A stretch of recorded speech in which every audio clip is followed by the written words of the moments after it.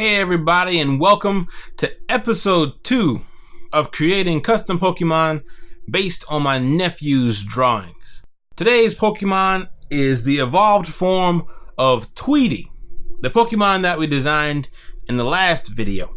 Alright, so to get started here, there are a couple of things to address when it comes to evolved forms of Pokemon.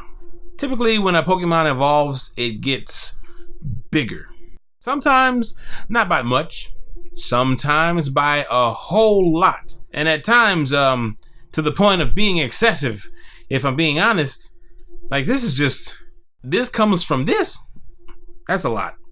On top of, growing a little bit, it can also gain a type or change its type just a little bit or change it completely. It kind of depends. How much a Pokemon changes, though, seems to generally be linked to how many times it evolves. So, by this logic, we can deduce that the majority of Pokemon that evolve once will change and grow substantially because they'll only, change that one time.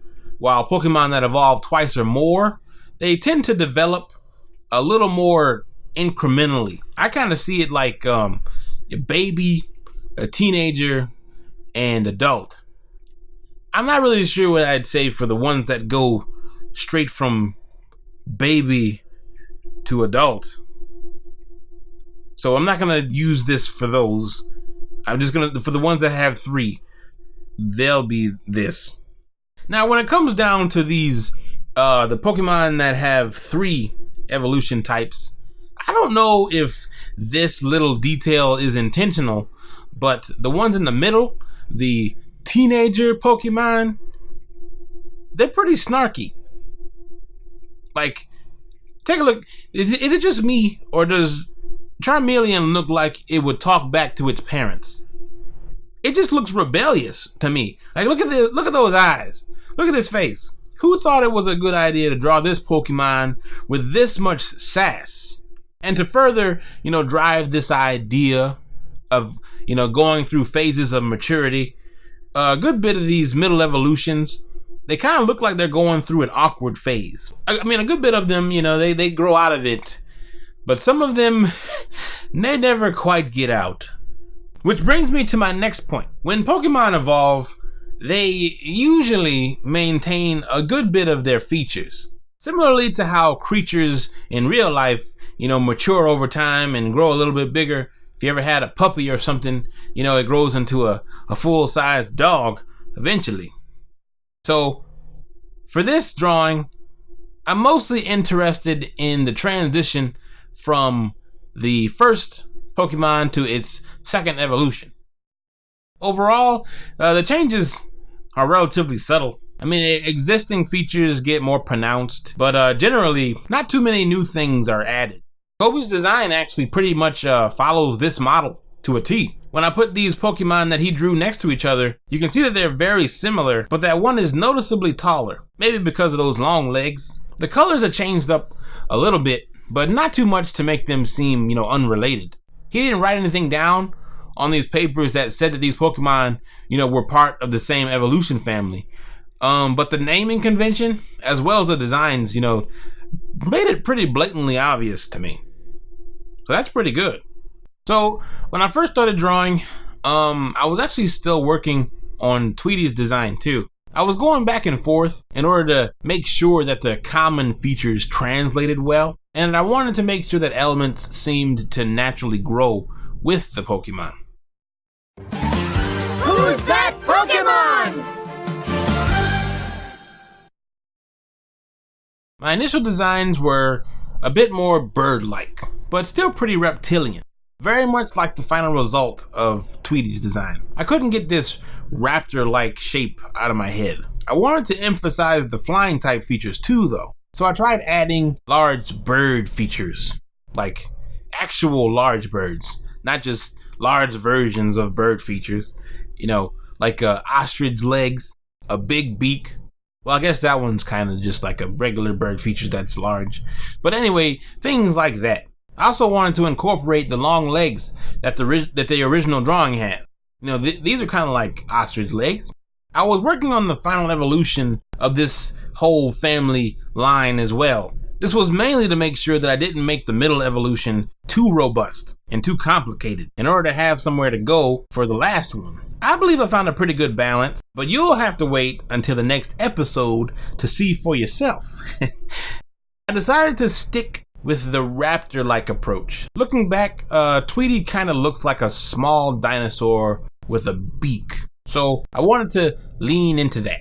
I brought this design into Photoshop, and same process. I traced over it a few times, but this time around, I didn't make too many changes. I took a page from Charmeleon's book and gave it a bit of a snarky smile. He looks a little sarcastic, and I'm a little regretful, but I think it's fine. Since Tweety didn't have any wings, I thought it would be fitting for the next evolution to have some. The first wings that I drew were kind of placeholder, but I was fine with them. Mostly because Pokemon wings aren't always designed with functionality in mind, so I thought it was okay because, they're mostly for aesthetics. But the more I looked at them, I still wanted to try out something different. So I traced over them, in my original drawing, but afterwards I went back, and this is where I deviated from the original sketch the most. To be honest, I haven't spent much time drawing wings, so this was kind of new to me. And on top of that, I wanted to make sure that they were interesting, to fit in well with the design. So again, I consulted Mrs. Yams for some feedback, and eventually we landed on some wings that we were both happy with. I lifted the colors from both the original drawing as well as the pre-evolved form. I wanted to change the colors up just a little bit for variation, but not too much. The body is still primarily blue with the reddish and pinkish and purple accents.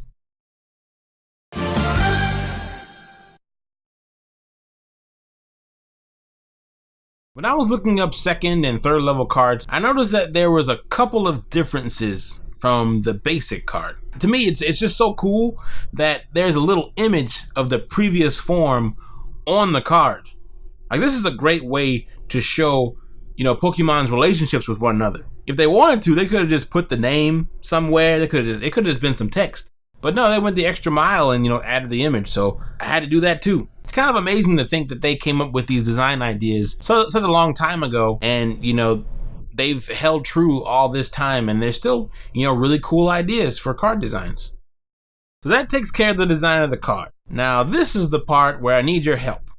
Tweetzo's Pokemon card needs an HP and some battle moves. Put your suggestions in the comments below, and the selected comments will be featured in an upcoming video along with the completed card. Alright, so now let's see if Tweetzo meets the challenge criteria. Challenge 1 was a strong silhouette. I think Tweetzo's silhouette worked pretty well. I took a similar approach to Tweety with the 3/4 angle. I think it's a bit more of a side profile, but it's still, kind of 3/4. I think the wings and the tail also show up pretty well in this particular pose. I wouldn't mind seeing him in, a more dynamic pose. Challenge 2, a clear defining feature. So for the clear defining feature, I wanted to continue to emphasize this head crest. Since it was a big part of Tweety's design, I gave it a little more attention here too. Made it a little bit bigger, and I feel like the wings also fight for attention.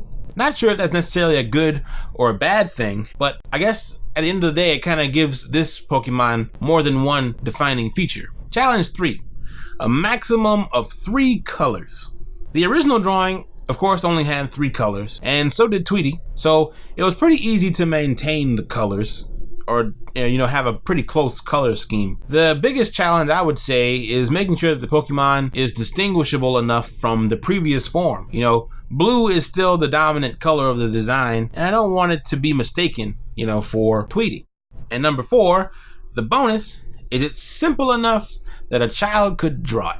Similar to Tweety, I drew this Pokemon myself in a minute or 2, so if you have the time, take a moment to draw Tweetzo.